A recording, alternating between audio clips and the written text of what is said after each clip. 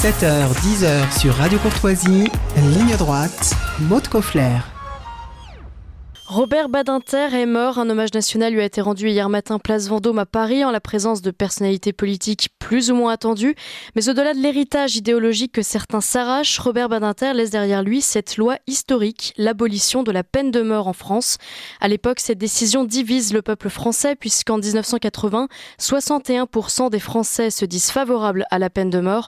Aujourd'hui, ils sont 51%.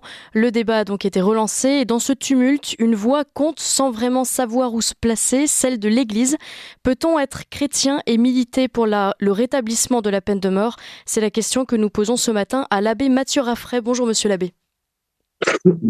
Bonjour, pardon. Je vous en prie, nos auditeurs vous connaissent bien. Je rappelle que vous êtes prêtre, bien sûr, docteur en philosophie, professeur à Rome et auteur d'un livre intitulé « Le plus grand des combats » paru aux éditions Héthérie.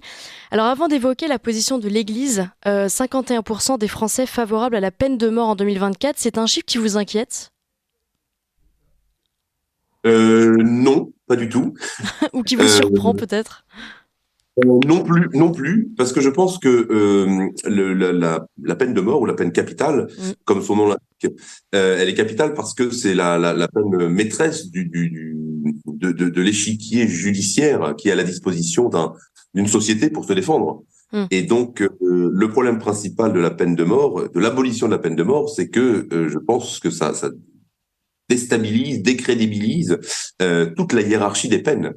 Et je pense qu'on le voit aujourd'hui et que vous savez, les gens qui sont favorables à la peine de mort, en général, c'est des gens qui réagissent de façon spontanée lorsqu'ils entendent des crimes horribles, atroces. Ouais. Et ce désir de vengeance qui existe dans le cœur de l'homme, qui alors s'il est incontrôlé, c'est évidemment il faut le maîtriser, il faut l'empêcher, mais c'est l'œuvre de la justice en théorie de défendre les plus faibles et de venger.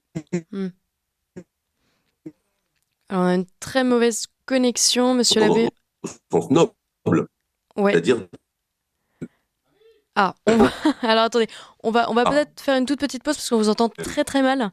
On est en train de voir si on peut peut-être vous rappeler ou corriger cela. Alors, je ne sais pas si vous êtes toujours avec vous, mais en 2018, le pape François inscrit dans le catéchisme une opposition catégorique à la peine capitale et souhaite désormais que l'Église s'engage de façon déterminée à l'abolir partout dans le monde. Depuis la version de 92 du texte, le catéchisme tolérait la peine de mort dans les cas extrêmes. Abbé Mathieu Raffray, cette décision du pape arrive tardivement. Comment expliquez-vous que l'Église n'ait jamais condamné la peine de mort avant ?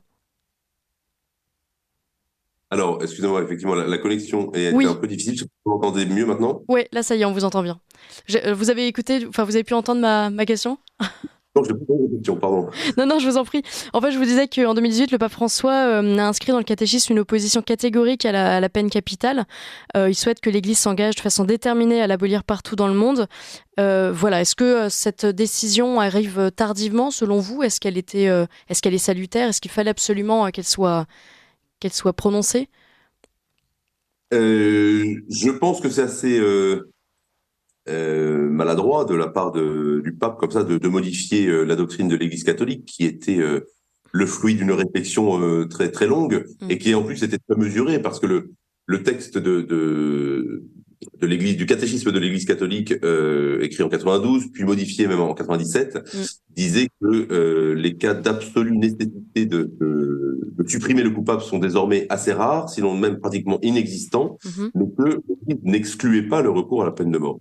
D'accord. Donc, si vous voulez, la position de l'Église, depuis très longtemps, même au Moyen-Âge, dans l'Antiquité, même chez les pères latins, la position de l'Église a toujours été que la peine de mort était possible, elle n'était pas contraire à l'Évangile, elle n'était pas contraire à la loi divine, mais qu'il faut évidemment qu'elle soit très rare, extrêmement rare, appliquée dans un certain nombre de cas très limités, et après, évidemment, un procès tout à fait équitable, sans aucun doute, sans l'ombre d'aucun doute. Aujourd'hui, en modifiant ainsi cette formulation du catéchisme, le pape, c'est ça que je trouve un peu dommage, j'allais dire. Et il dit pendant longtemps, le recours à la peine de mort de la part de l'autorité légitime fut considéré comme une réponse adaptée à la gravité de certains délits.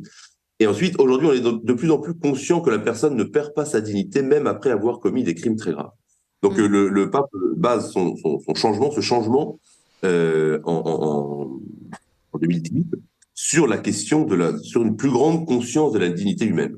Ouais. Et je sens que c'est un changement philosophique, c'est-à-dire qu'on oublie le bien commun, la priorité de la communauté sur l'individu, au profit de la priorité de l'individu. C'est-à-dire que c'est l'individu qui compte, et quelle que soit la gravité de ce qu'il a fait, eh bien, il ne pourrait jamais passer après le bien de la société. Et il me semble que c'est cette mentalité qui est un choix philosophique qui n'est pas qui a une évolution qu'on peut regretter philosophiquement, justement. Mais alors, au-delà de l'aspect politique, philosophique, doctrinal, que dit la Bible à ce sujet? Parce qu'on se souvient de la parole de Jésus dans le Nouveau Testament. Vous avez appris qu'il a été dit œil pour œil, dent pour dent, et moi je vous dis de ne pas résister aux méchants.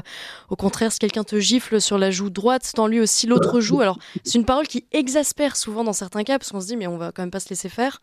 Mais dans le cadre de la peine de mort, cette parole s'oppose complètement au désir de tuer, en fait. Même pour le bien commun, même pour le bien de la société. Alors, la doctrine de l'Église, la doctrine catholique, parce que vous citez un passage de l'Ancien Testament, mais il y a un autre passage de l'Ancien Testament qui dit tu ne tueras pas l'innocent. C'est-à-dire que l'interdiction de tuer, elle concerne l'interdiction de tuer l'innocent. Il a toujours été... Parce que quand on est catholique, on n'ouvre pas la Bible en prenant un passage comme ça au hasard, sans comprendre son contexte, sans comprendre ce qu'il signifie, pourquoi est-ce que Dieu parle ou agit de cette façon dans tel milieu, sinon on arrive à des absurdités possibles.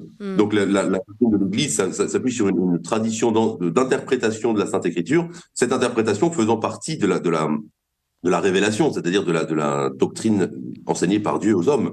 Et la doctrine de l'Église a toujours été que ce qui est interdit, c'est de tuer l'innocent, mais que tout homme a le droit, et même parfois le devoir, de se défendre, de défendre les plus faibles, et donc de prendre les moyens de défendre ceux qui doivent être défendus, y compris dans la société. Une société, lorsqu'elle est menacée, peut se défendre, et même doit se défendre.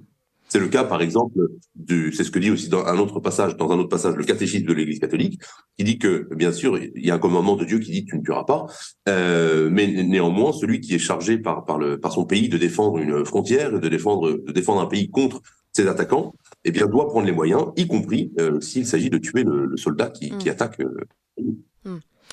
Robert Badinter est connu pour avoir porté et permis l'abolition de la peine de mort, mais il est également connu pour avoir pris position en faveur de la légalisation de l'euthanasie, comme quoi toutes les morales ne se valent pas ou s'adaptent en tout cas aux circonstances. Là encore, monsieur l'abbé, on parle de vie et de mort. François Mitterrand était opposé à une loi sur l'euthanasie. Il disait « Je n'ai pas aboli la peine de mort pour la réintroduire sous une autre forme ». La gauche a bien changé depuis. Monsieur l'abbé, l'euthanasie est-elle un crime ? Alors, j'aimerais commencer par dire que je ne suis pas souvent d'accord avec François Mitterrand, mais je pense que cette réflexion que vous venez de citer est tout à fait logique. Je me souviens d'un avocat, Maître Triomphe, qui est assez connu, qui avait défendu Vincent Lambert. Je ne sais pas si vous vous souvenez de cette, qui avait fait grand scandale, où il défendant cet homme qui était en état de physiquement, limité dans ses actions et dans ses capacités de vie extérieure, physique, mais qui néanmoins vivait de façon sans machine, sans être aidé par des machines. Il n'était que nourri extérieurement. Eh bien, il avait dit, il a eu cette réflexion, moi qui m'avait un peu glacé les sangs, parce que je suis le premier avocat à défendre se condamner à mort, alors qu'on nous fait croire que la peine de mort a été abolie. Et si on continue notre réflexion de tout à l'heure, ce qui est terrible dans le cas de l'euthanasie, c'est que c'est un innocent dans ce cas-là qui est tué. Et dans le cas de Vincent Lambert, parce que vous me dites, est-ce que l'euthanasie est un crime? Je voudrais dire, il faut d'abord préciser ce qu'on appelle l'euthanasie. Parce que l'acharnement thérapeutique, c'est-à-dire le fait de vouloir maintenir en vie quelqu'un absolument sous des machines, ça, c'est pas chrétien non plus. C'est-à-dire que la mort fait partie de la vie, la mort fait partie de ce pourquoi nous avons été créés, et donc le fait que quelqu'un doive mourir parce que son corps n'est plus capable de retenir son âme, eh bien, c'est tout à fait logique. Donc, il faut faire attention Souvent, on répond on argumente en faveur de l'euthanasie en prenant des cas qui sont des cas d'acharnement thérapeutique ou comment dire, de technicité de la médecine qui a utilisé un corps humain comme un terrain d'expérimentation. Donc, il peut y avoir aussi effectivement un crime dans ce sens-là. Mais si l'euthanasie consiste à positivement tuer quelqu'un, c'est-à-dire lui injecter un produit qui va le faire mourir, eh bien, c'est précisément le meurtre d'un innocent.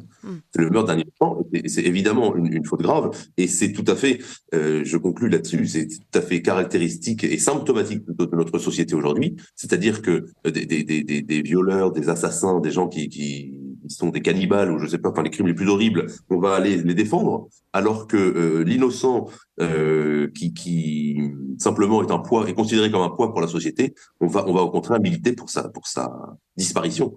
Et ça me semble très symptomatique de l'absurdité de notre monde qui a perdu ses repères, qui a perdu sa morale, et qui se fait une morale basée sur l'individu et non plus basée sur le bien commun, et donc non plus basée sur la loi divine. Bien, merci beaucoup Abbé Mathieu Raffray. Je rappelle que vous êtes docteur en philosophie, professeur et auteur d'un livre intitulé Le plus grand des combats, paru aux éditions Hétairies. Nos auditeurs peuvent d'ailleurs retrouver votre entretien au sujet de ce livre sur notre chaîne YouTube. À très bientôt.